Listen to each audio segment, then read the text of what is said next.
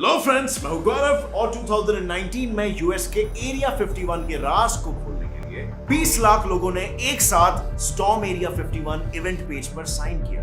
पर ऐसा क्या था एरिया 51 में कि लोग ये करने पर मजबूर हो गए? जितनी दिलचस्पी आपको ये जानने में है, उससे कई ज्यादा हैरानी आपको ये जानकर होने वाली है कि यूएस ने 2013 तक इस बात के लिए कभी भी हाँ नहीं कहा कि उनके पास कोई एरिया 51 नाम की जगह भी।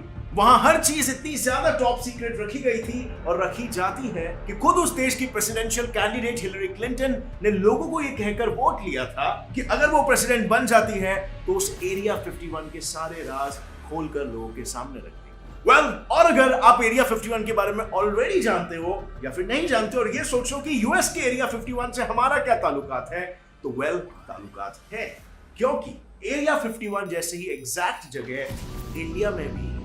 लेकिन सवाल ये उठता है कि आखिर कहां? वही बताने के लिए तो मैं आज ये लेकर आया हूं ये वीडियो। सो बिना समय गवाए let us get on with our today's wonderful video titled India's own area 51। So friends, शुरुआत इसी बात को जानकर करते हैं कि एरिया 51 आखिर है ही क्या। ये लास वेगस से 80 माइल्स दूर नेवाडा में मौजूद वो जगह है जो यूएस साइंटिस्ट के लिए किसी रिसर्च लैब की तरह काम करता है। बट यहाँ पर कोई आम रिसर्च नहीं होता, बल्कि यहाँ पर रिसर्च होता है एलियंस पर और एलियन टेक्नोलॉजी पर, जो ऑब्वियसली काफी टॉप सीक्रेट होता है और जिसके राज यूएस गवर्नमेंट कभी भी दुनिया के सामने नहीं आने वाली। यूएस गवर्नमेंट इसके राज को दबाने की इतनी ज्यादा कोशिश कर रही थी कि जैसे मैंने बताया 1954 में एरिया 51 पर काम शुरू करने के बावजूद 2013 तक कभी भी गवर्नमेंट ने एरिया 51 का नाम कहीं नहीं मेंशन किया और वहां पर एलियंस को लेकर रिसर्च होती है, इस बात को भी कभी एक्सेप्ट नहीं किया। बट सच को कहां कोई छुपा सकता है। सन 1954 के कुछ समय बाद ही यहाँ एक्स्ट्रा टेरेस्ट्रियल फ्लाइंग सॉसर्स लोगों को नजर आने लगे और इतना ही काफी नहीं था तो यहाँ पर गवर्नमेंट ने खुद ऐसे बोर्ड्स लगाए और साथ ही में ऐसी बिल्डिंगें भी खड़ी की। बट सिर्फ इतना ही नहीं, एरिया 51 के ऊपर से उड़ने वाले पायलट्स तक ने रिपोर्ट किया कि जब वो इस एरिया के ऊपर से प्लेन्स को उड़ाते थे तब उन्हें महसूस होता था कि बादलों के बीच उनके प्लेन के ऊपर कुछ है।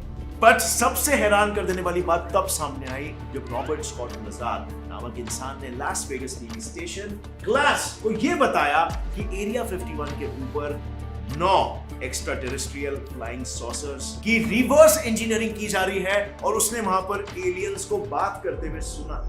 हालांकि लजार के पास अपने बातों का कोई प्रूफ नहीं था और इस वजह से इन बातों को बेबुनियाद मान लिया गया। बट ये भी बात काफी इंटरेस्टिंग है कि आज की तारीख में भी इस जगह को हाई आर्मी प्रोटेक्शन मिलता है। तो सवाल ये है कि ऐसी क्या चीज को प्रोटेक्ट की जा रही है यहाँ पर? क्या सही में इस एरिया का एलियन से कोई वास्ता है या फिर ये सिर्फ कहानियां हैं?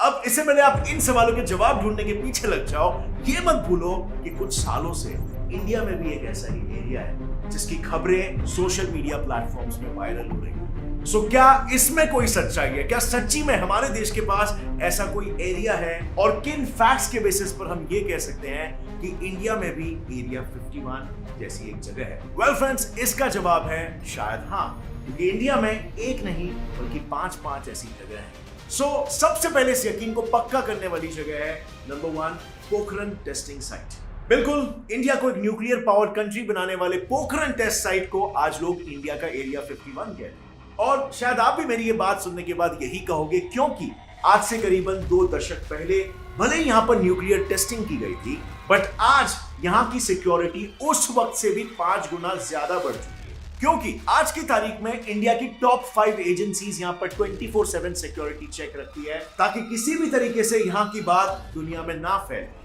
बट सोचो, BSF commandos, raw and military जैसी एजेंसीज जिस चीज की रक्षा कर रही है, वहां पर ऐसा क्या छुपा हुआ है? क्या है यहाँ पर जिसे चुराने की फिराक में आईएसआई ऑफिसर और सीआईए को भी यहाँ से गिरफ्तार किया गया? गिरफ्तार किए हुए आईएसआई ऑफिसर को यहाँ से मिट्टी और नाखून के सैंपल चुराते हुए पाया गया। तो क्या वो किसी के पैरों के नाखून को ढूंढ रहा था या फिर किसी के पैरों को छू चुकी मिट्टी से किसी चीज का पता लगाने की कोशिश कर रहा था? नंबर 2 पर आता है त्रिशूल एयरबेस। यह है इंडिया का लार्जेस्ट अंडरग्राउंड एयरबेस।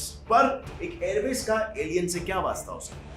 आखिर क्यों इस एयरबेस को एक्स्ट्रा टेरेस्ट्रियल बॉडीज के साथ जोड़ा जा रहा है? इसकी वजह है मिग 25 फॉक्सबैक, इंडिया का वो सुपरसोनिक इंटरसेप्टर और रिकॉनेसेंस एयरक्राफ्ट जिसके शोर ने आज से 25 साल पहले इस्लामाबाद पाकिस्तान में ऐसा शोर मचाया था कि पूरा पाकिस्तान ही हिल गया था। वेटरन जर्नलिस्ट अमित बरुआ की बुक डेटलाइन इस्लामाबाद में मिग 25 फॉक्सबैट का मेंशन करते हुए उन्होंने ये कहा कि 1997 में जब इंडिया के इस तब तक के हेवीएस्ट फाइटर कैटेगरी एयरक्राफ्ट और फास्टेस्ट एयरक्राफ्ट के सोनिक बूम का शोर किया तो पाकिस्तान के पास हाथ पर हाथ धरे बैठे रहने के अलावा और कोई रास्ता नहीं, क्योंकि उनका सबसे बेस्ट एयरक्राफ्ट F-16 भी मिग 25 के सामने कुछ नहीं था। लेकिन त्रिशूल एयरबेस में इस एयरक्राफ्ट के होने की खबर दूसरे देशों को तो छोड़ो, खुद इंडिया के लोगों को नहीं थी। और ये खबर उन्हें 2006 में इस एयरक्राफ्ट के रिटायर होने के बाद मिली। और त्रिशूल एयरबेस के इसी सिक्योरिटी और सीक्रेसी के चलते लोगों को ऐसा लगता है कि अगर इंडिया में कोई यूएफओ या कोई एक्स्ट्रा टेरेस्ट्रियल बॉडी है तो वो यहां पर हो सकता है। इसमें आपका क्या मतलब है? नंबर 3 पर आता है व्हीलर्स आइलैंड। इस आइलैंड को अब्दुल कलाम आइलैंड भी कहा जाता है, जिसे सेटअप करने वाले कोई और नहीं बल्कि खुद डॉक्टर एपीजे अब्दुल कलाम जी। पर आज इंडियन स्ट्रेटेजिकल न्यूक्लियर मिसाइल और टैक्टाइल मिसाइल टेस्टिंग इस साइट को एरिया 51 होने के लिए भी जाना जाता है, क्योंकि eastern coast of Bay of Bengal से सिर्फ 10 किलोमीटर दूर मौजूद इस बेस में, जो कि एक आइलैंड है, के आसपास यूएफओ साइटिंग्स देखी जा चुकी।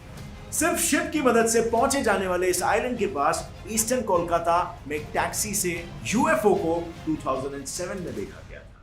और देखते ही देखते पहले स्पीयर से ट्रायंगल और फिर एक स्ट्रेट लाइन में शेप बदलते हुए इस यूएफओ को देखने और उसका वीडियो बनाने वाले लोगों की वहां पर भीड़ जमा हो गई, जिसका वीडियो अगले दिन न्यूज चैनल्स की टीआरपी बढ़ा रहा था। और इस यूएफओ की कहानी के बाद जब ये कहानी भी उतनी ही वायरल हुई कि जब बिरला प्लानिटोरियम के डॉक्टर दुवारी ने ये वीडियो देखा तब वो भी काफी सरप्राइज हो चुके थे।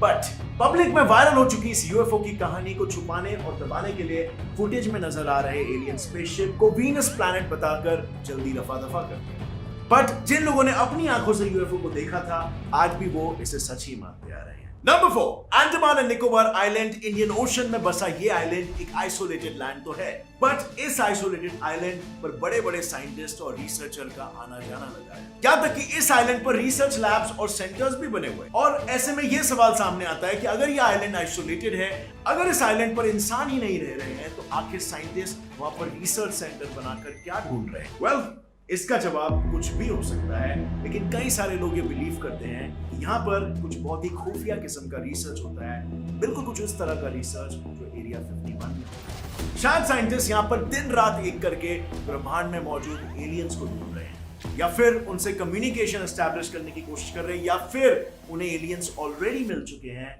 और उन पर रिसर्च जारी है। Who knows? Number 5, the Konka La Pass। 20 October 1959 3 Indians को बंदी बनाया। 21 अक्टूबर 1959 9 इंडियन ऑफिसर्स को इंडो चाइना बॉर्डर पर मार डाला गया। उसी दिन 7 और लोगों को बंदी बना दिया। और क्यों? बस इसीलिए क्योंकि हिमालय में बसे इस कोंका ला पास, जिसका साउथ वेस्टर्न एरिया इंडिया में है और नॉर्थ ईस्टर्न एरिया अक्साई चीन में है, वहां लोगों ने यूएफओ साइटिंग और यूएफओ को लैंड होते हुए देखा। इसी के साथ ही वहां पर अंडरग्राउंड यूएफओ बेस होने की बात भी लोगों के सामने आने लगी, और शायद इसी बात की सच्चाई को छुपाने के लिए लोगों को अपनी जान तक गंवानी। बट ऐसा सिर्फ एक बार नहीं हुआ, क्योंकि 1962 में कुछ ऐसा ही हुआ था, जहां इंडो चाइना एनकाउंटर में वहां मौजूद ऑफिसर्स ने कुछ ऐसा देख लिया जिसे देखकर वो हैरान रह गए, और अपने इस अनबिलीवेबल इंसिडेंट की पूरी रिपोर्ट ऑफिसर्स ने पीएम ऑफिस तक पहुंचाई, जिसमें उन्होंने एक अनआइडेंटिफाइड लुमिनस ऑब्जेक्ट देखने की बात की, बट गवर्नमेंट का इस पर कोई रिएक्शन नहीं था। हालांकि कोंका ला पास में एलियंस के देखे जाने की खबर सुनकर खुद इसरो के साइंटिस्ट डॉक्टर अनिल कुलकर्णी 2004 में अपने 4 लोगों की टीम के साथ वहां पर गए, और उनकी एलियंस में दिलचस्पी बेकार नहीं गई, क्योंकि एक शाम उन्हें और उनकी टीम को एक यूएफओ नजर आया था।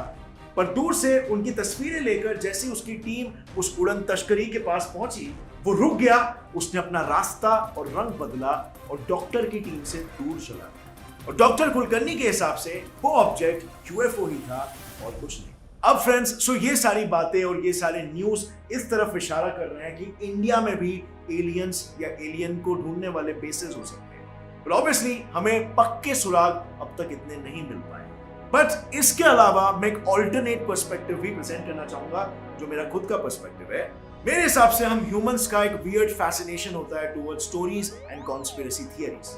We just like to fill in the blanks. और इसीलिए अगर किसी चीज की हमारे पास पूरी इंफॉर्मेशन नहीं होती है तो हमारा ब्रेन एक कॉन्सेप्ट तैयार कर लेता है जो उस इंफॉर्मेशन के बीच में गैप को फिल करता है, और इसका रिजल्ट होता है कॉन्स्पिरेसी थियरीज, जो सुनने में हमें बड़ा मजा आता है because they provide emotional excitement to us and at the same time it becomes very shareable as well. So अब तक का जितना नॉलेज मुझे है साइंस के बारे में और फिजिक्स के सिद्धांतों के बारे में, I think it's very unlikely कि एलियंस वहां पर मौजूद रियल में होंगे।